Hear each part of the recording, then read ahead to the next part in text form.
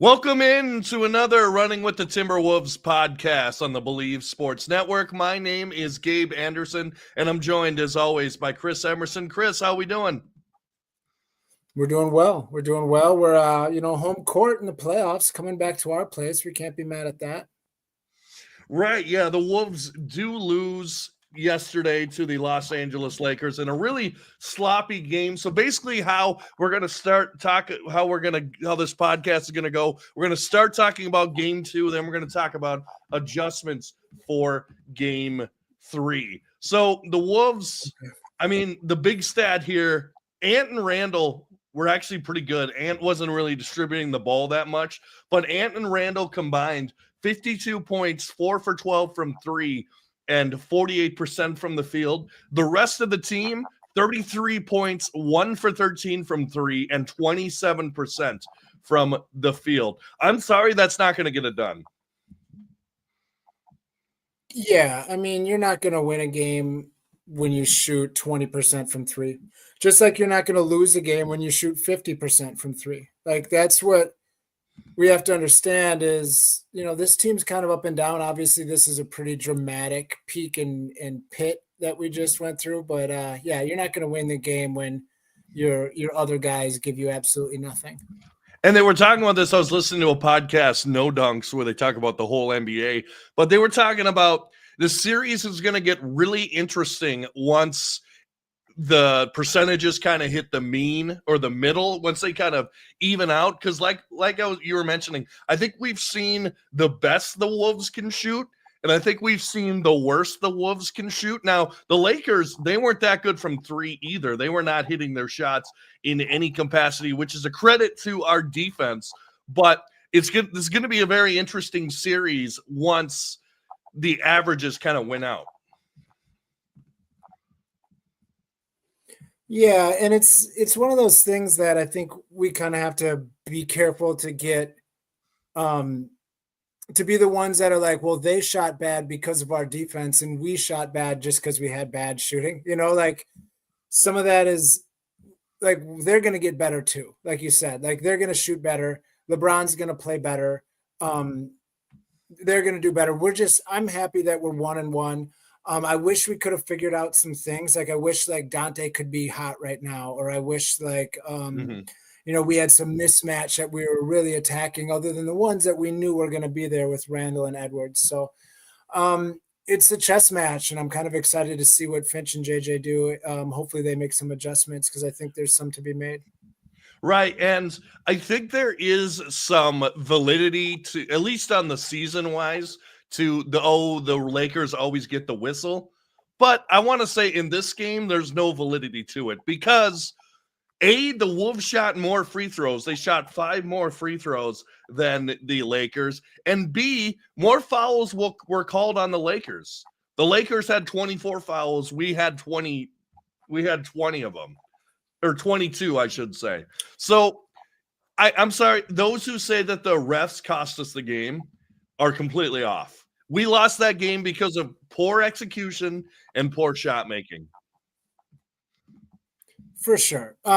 We shouldn't even have been in the game as close as we were. There is a way that you can call. Some fouls are more important than others on certain people and at certain times.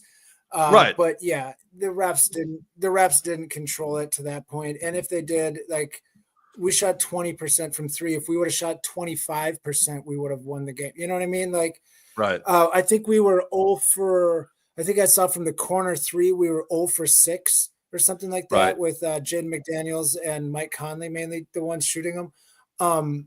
You can't win. Like those are the ones that are gimmies. Like that's what the defense is. Like that's what you want the defense to collapse so that you can get that shot. And we missed them all. Mm-hmm. So yeah, we'll do better. And they'll do better. But I think I'm definitely not afraid of the Lakers, which was something that I was a little bit afraid of the Lakers going into this series.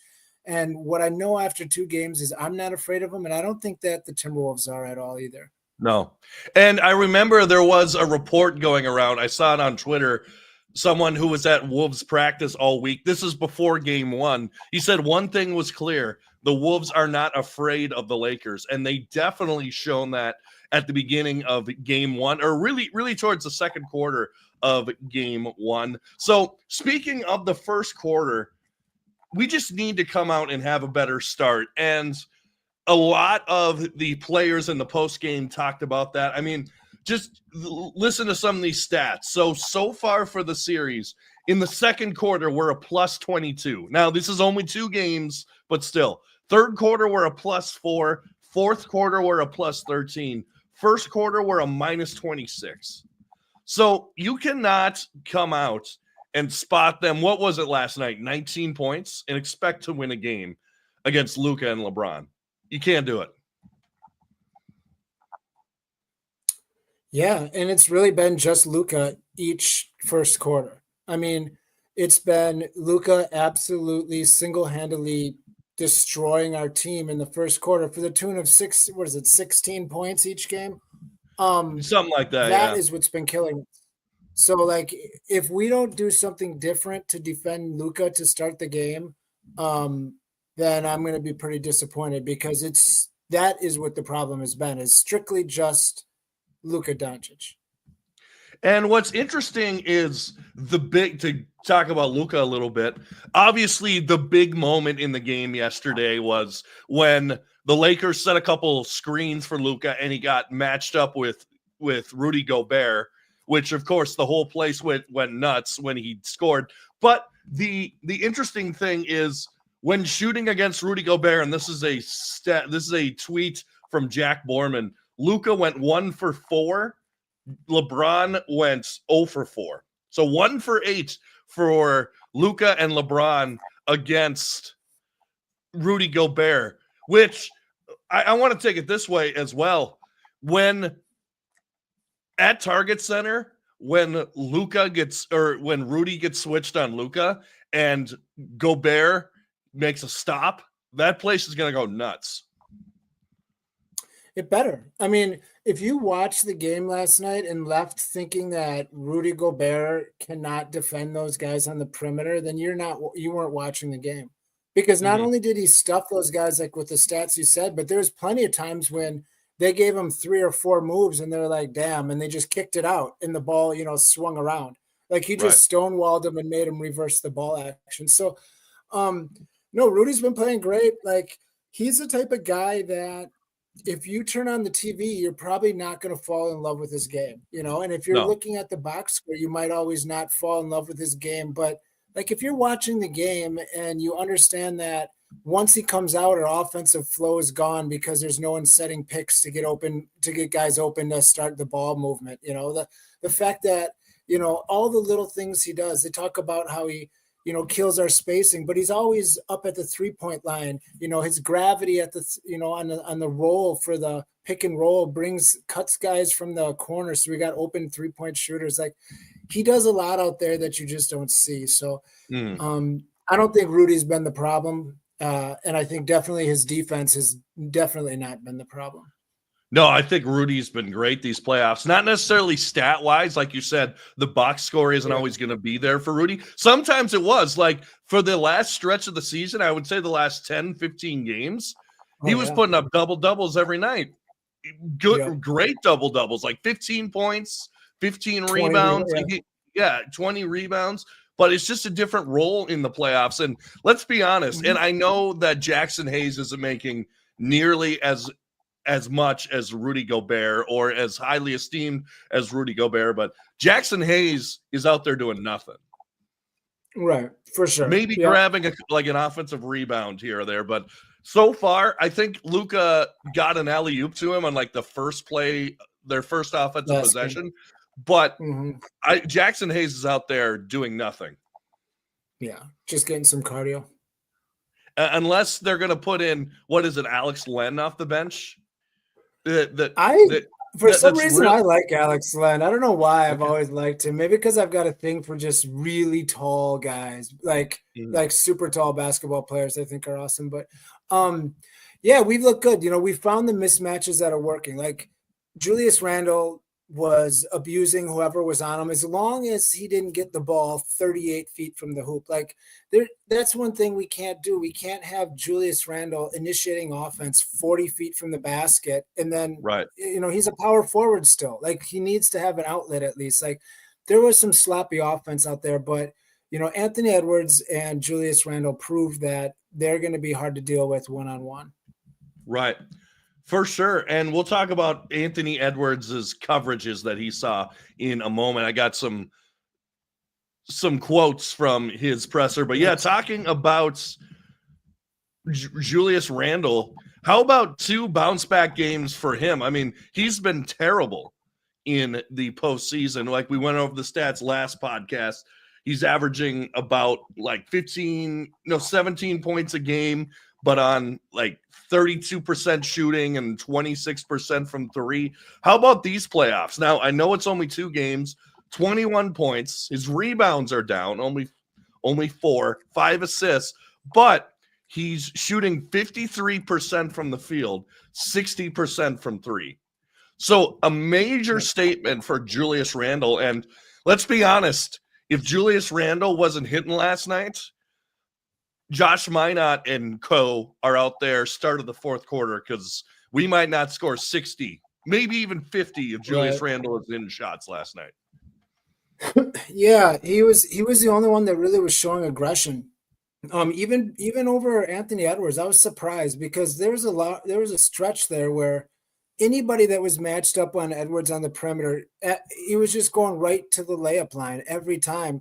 And I thought Anthony was just going to do that 15, 20 times in a row, and he just sort of backed off. It was a weird game for me with him, but I was happy to see Randle, initiate his aggression, because we're going to need that all series. Like he's going to have to, like I've been saying all podcasts, he's going to have to average 20 to 25 this whole playoff series if we want to win. Like he's our number 2 guy and it's not close, so he's going to have to give us those numbers, and Edwards is going to have to step up, and he's going to have to be giving us like 30 plus. Like this is the playoffs. This isn't, right, the middle of the regular season game, like on a Tuesday. Right. And particularly last night when, just going through it, Jaden had 8 on 3 of 11 shooting. Rudy had 6 on 2 of 5 shooting. Mike Conley has an 0 for. Naz Reid is off. And I think a lot of the Naz Reid stuff was and Chris Finch talked about it after the game, just them being in foul trouble and getting behind the 8 ball early. DiVincenzo only played 16 minutes. He had 4 points, didn't hit a 3. Nikhil, 0 for 2 from 3, 1 for 6 from the field.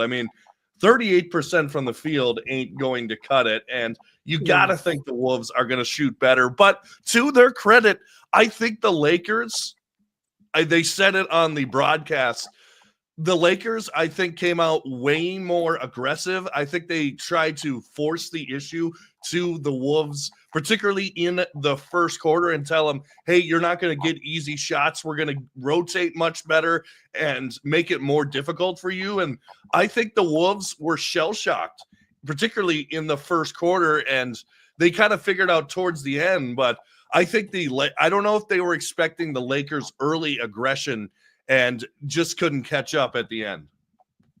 Yeah, I think there's definitely something to that, but something that, we talked about last episode, that starting lineup that we have isn't good. Like they don't play that well. They're not dynamic. If it's not Edwards or Randle scoring, there's no one else there that's even interested. Like Mike Conley was out there, and we were getting over pressured. Edwards and Randle were getting over pressured with the ball, and he was just standing in the corner. Like, come help. Like, you're the point guard. Like, we need to get something moving. Like, the offense wasn't flowing. Right. And if the offense isn't flowing and Mike Conley isn't out there moving it, what do you see out there on the floor for? You know what I mean? Like, we need to do something with this lineup. It just doesn't work. It doesn't. Again, the first 2 quarters, we've looked bad, and it's that lineup, like something needs to be done with our starting lineup. It's just not. I think we have to do a player personnel move more than just an attitude change to start the game. Now, I will say, to Finch's credit, I did note this when I was watching the game. DiVincenzo did come in after about 4 minutes. And Coach Finch earlier in the season was talking about staggering Nas and DiVincenzo a little bit. And I think we saw that last night. Now, we didn't get to see it to fruition because both were in foul trouble. So that ended up with Nikhil playing, I think, 30 minutes last night, and heavy Randall and Jaden and Edwards minutes. But I think almost Chris Finch wants Conley in there just for a steady force early on in the game, just to get everything flowing. But I don't know if he'll ever start DiVincenzo. I know we saw it earlier this season, but I think we're going to start seeing him coming in much earlier. Yeah, I mean, I understand the idea. I just think it's wrong. Like I get the idea of you want the old vet in there to calm the thing, but if all he's doing is standing in the corner watching the chaos happen, he's not doing it, So we'll see. But yeah, I also remembered when he brought in DiVincenzo 2 minutes earlier than they usually do. And I was like, this is good. You're making an adjustment. And Game 3 is about that. So hopefully it's time to make adjustments, because it's we're not playing a full season right now. We're playing just a series. So every game is ultra important. Right. And let's go to Anthony Edwards for a second here. Kind of a unbalanced night. I mean, the first game, he has 9 assists, plays super well. He actually scored more tonight, had 25 points, but 0 assists. But I think a lot of that can be attributed to the shooting woes of the rest of the team. But he said after the game that every time the double came, or every time that he got pressured, he said, quote, "It looked like they went into a zone when I got the ball." And they asked Julius Randle the same question, and he definitely agreed on that. What's your reaction to that and Anthony Edwards' continued progression of reading double teams and attacking off of that, or distributing off of that? Yeah, I mean, it's not surprising that JJ has some weird wrinkle. Like he's kind of an X's and O's type of guy. So yeah, it's possible they had something wild, and they are looking to stop those two. They did a real poor job of it, but that's what obviously you try to do when you play the Timberwolves, is you try to stop those two players. So, that's why I kind of said that win or lose this series, obviously we want to win, but Anthony Edwards getting to have this close contact with Luka and LeBron and even JJ in this playoff setting is only going to make him a better player long term. Like, this is all just information that he gets to digest. And do you worry at all the 0 assists, or do you think he'll just be back to his old ways next game? Or are there any adjustments he needs to make? Well, he needs to be more aggressive. He needs to get off the ball faster. Like, there's a lot of things he needs to do, but this is stuff that he needs to do all year. He just needs to get better as a player. But no, I don't think the assists are that big of a deal. Like, our other guys aren't that good sometimes, like these, like the numbers that our guys put up are kind of historically about where they're at, like they're not great shooters. Like we have a lot of non-shooters that play around Anthony Edwards. So unless we're in, fast break or getting turnovers, it's hard for him to get really clean assists. So if the shots aren't falling, I wouldn't be passing it either. So I just want him to be more aggressive. I don't see why he didn't score 55 last game with how easy it looked like it was for him to get to the rim. I don't know why he doesn't pull up Luka every time and just absolutely destroy him 30 times in a row. Like, that's the type of thing that I think we need to do. He needs to have that killer instinct. And I hope when he comes home, he does that and we go back to LA, up 3-1. Right. But when you say pull a Luka, it's kind of in a different way, where Ant is more of a straight line attacker. Luka is more of a back down, kind of take a fadeaway shot. So almost do it a little different way. It would be interesting to have a team, let's say the stars aligned, where these two players playing on the same team. If your top two players were Luka Doncic and Julius Randle, could you imagine how bogged down that offense would be? Like, it would be your turn, my turn with the back down and attacking. Like it would be unpretty basketball. It's the same thing of like when you kind of had, Harden and Westbrook and guys like that. When you have too many ball handlers, they just don't work. Like that's why stylistically you need to have a little bit of everything. I just wish we had one guy that could handle pressure and, like I wish Dillingham was more dynamic, at this point where he could be in there, because what I think has really killed us in this series offensively is there's a lot of times when we only have two guys out there that have any thoughts of shooting a basketball, and the other team knows that too. So we're trying hard to get those two guys a good shot when the other three are just kind of swinging around. I think we have to play with three offensive players on the court a lot more often for the rest of this series. I agree. And I wish we could have a guy like Dillingham spark. I really do. Yeah. I don't see Chris Finch trying it. Like I mentioned. Oh, no way. He's not. And he's hurt too. Dillingham's hurt. Yeah, he's actually, I was going to mention, he has a game time decision for all that's worth. So is Maxi Kleber. So whatever. Like I said, the only way I think Dillingham gets in is the way that Chris Finch used Jordan McLaughlin a couple years or last year, where nothing's working. I got to try something. Go shoot some threes. Which is perfect. Right. Yeah, that's exactly what I'd want to see him. Like I would have loved to see him come in a couple times, but it's just a change of pace. We need another guy that has an offensive nose for the ball. Like we tried with Terrence Shannon last game just to give it a spark, and he sprinted right at the cup a couple times.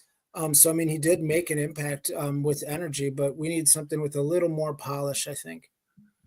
That's actually where I was going to go next. I thought that Terrence Shannon, like you said, nice spark off the bench, made something happen. He actually, one of two Wolves players, actually with Nickeil Alexander-Walker, who was plus on the game. And I thought he provided us a nice little spark. I think if we don't have his minutes, that lead might snowball to 20 or 25 or get out of control. I don't mind. Now, it depends how close the game is. It depends on the situation. But I don't mind throwing in some of the young guys and saying, hey, go get us out of a hole. Go see what you can do. Now, I'm not saying like start Josh Minot or anything, but I thought it was interesting the move to go with Terrence Shannon versus Jalen Clark, who we've seen Jalen Clark play a lot more this season. And you would think, I think the reason that he went with Terrence Shannon, in my opinion, is because he was looking for more offense in that situation, where Jalen Clark is more of a defensive-minded player. I think he thought the defense was fine. I mean, heck, the Wolves held the Warriors to like 60 points over the last three quarters. So, what did you think was behind the decision to go with Terrence Shannon instead of Jalen? I think it was more pace. I think he wanted to just get some pace into our team because we were kind of like bogged down and nothing was really flowing. So he's the kind of guy that's like instant fast break, like he's moving right away, gets the ball, he's sprint dribble up court. I think we were just trying to do that. I don't know. Is Bones Highland on the roster for the playoffs? Do you know? I don't know. I thought I saw him in street clothes. Okay. Yeah. We need a spark. And I think a lot of it was Dante being out on, with fouls, but I didn't hate Terrence Shannon in there, but I definitely would want it very limited because I'm not sold on him yet. I don't know if he has a skill set much more than running really fast. Right. And for example, they were mentioning on the broadcast, he did have a game where he had 25 points this year. I think I was at that game. I think it was against the Trailblazers where Ant was out. But I mean, I don't mind trying things. Like, for sure. What the bad thing to do, and what you're going to get more criticism if you're Chris Finch, is if you don't try. If you keep like, oh, we're in a pinch. Who do I throw out? Mike Conley is shooting 0 for 5. That's who I'm going to throw out. I think the more you try and the more you try different things and mix it up, I think the more grace fans will give you. And if it doesn't work, at least you could say, we tried. So I wish that was done on a bigger level, and I think like trying with Terrence Shannon Jr. with 3-4 minutes here or there is cute, but like the elephant in the room is that Luka Doncic is going for 35 points relatively easy every game. He almost went for a triple double last game. The first quarter he's went for 15 plus each game. Like that's what we need to do differently. I don't know what we can do to try to slow him down, but what we're doing now isn't it, and Right. if we go back to just, single covering Jaden on him like we've been doing, unless the goal is just let him absolutely cook and hold everybody else down. And if that is the idea, like we've done with like the Joker before, why are we burning Jaden McDaniel's defensive ability on him? Why don't we play somebody else on him? Because he's already given us 35 and a damn near 35-point triple double. It's not like Jaden's slowing that down at all. So like use Right. Jaden off ball where he can be dynamic. He can be a presence at the rim. He can get us in the fast break with loose balls and steals. Like I think using Jaden on Luka right now is a waste of Jaden's ability, and Jaden can't stop him. So what's the point? I liked what Dante did. I know he was in foul trouble second game, but game one, I think Dante got underneath him and played physical and disrupted Luka just as much. And then you have Jaden's ability off ball. I think we have to make some bigger moves like that, or start a different guard over Mike Conley, like someone more dynamic. Like even if it's Nickeil Alexander-Walker, so you still have Dante's punch with the second unit when he comes in. I think we need somebody out there that at least has a little bit more aggression on the offensive side. Yeah, I mean, I'm all for starting Dante DiVincenzo. You know that I have been all for that all season long. Well, maybe not all season long, but at least once he started showing some promise. But I just don't think Finch is going to do it. I don't think so. I don't unless you get in like a 3-1 hole or something like that. Knock on wood. Hopefully that doesn't happen. But I don't know. I just don't see Finch doing it. What I do see him doing, though, is like I mentioned earlier, starting Conley and take him out almost immediately. Yeah. And if he does that, it's the same thing. I don't care if you quote unquote start. Right. But yeah, I definitely want to see Dante or somebody more dynamic in there quicker. So yeah, even if he did exactly what he did at the 4-minute mark or whatever, I would take that. Right. And I want to end the podcast with two things. One, I looked this up because, as we know, the Wolves only scored 85 points against the Lakers last night. What do you think? What point total is the lowest amount of points scored by the Wolves in Wolves history in a win? What would you say? Playoffs or just general? Just history, just all games. 86 points. 86. Incorrect. The lowest amount of points, and this will show you mid-2000s basketball in a second. The lowest amount of points in a win, 73. God, I almost said 74 for some reason. I'm like, that can't be right. Against the Toronto Raptors in 2003, and this final score is going to shock you. I'm glad I was not at this game. 73-56. Oh my. Yeah, I was shocked by that one. Well, we watched some ugly basketball last game, but at least we didn't have to watch that. So, I mean, there is a bright side to everything. Yeah, exactly. And to I anyone watch that game. To anyone who says bring back 90s basketball, you sure about that? Right. You sure you want that? I saw a great video by King of the Fourth Quarter, Kenny Beecham, who broke down all the analytics. Basically, the difference between today's basketball and 90s basketball, for the most part, is in the 90s they were taking long twos, and today they're taking 3-pointers, which makes a lot more sense than taking a long two. Right. Like Garnett probably could have won scoring titles if he mastered a 3-pointer instead of a long two. Well, and he was shooting from 2 feet inside the line. Like he was almost ignorantly dumb about that. Like you're 8 inches off, dude. Take a step back. Yeah, You need the KG step back is what we need. Right. So, Right. and I want to give you this opportunity. Are you still taking Lakers in 6? I'm not. You know I got, I'm not. you can stick with it. That's fine. That's fine. Yeah, I can't stick with it. I think that again, watching Luka absolutely destroy us and us still be in this series to the point where we could be 2-0 has made me realize that I'm not afraid of these Lakers at all. I thought that the others could give them something. I think they're just put together because this roster happened out of nowhere. I don't think that Austin Reeves is used as well as he could be because there's just not enough basketballs on the court. So I'm going to say easily Wolves in 5. Wow. I'm still sticking Wolves in 7. I think I think this series is going deep. I think it's going to the end, and I think we pull it out in LA. But I like your confidence. Anyway, Chris, thanks so much for being here. Yeah, no problem. What's it? Friday game, right? Friday game, 8:30. 8:30 on ESPN. So a later one. I'm hoping to do a post-game podcast after that. I can't guarantee it, but be looking out for it.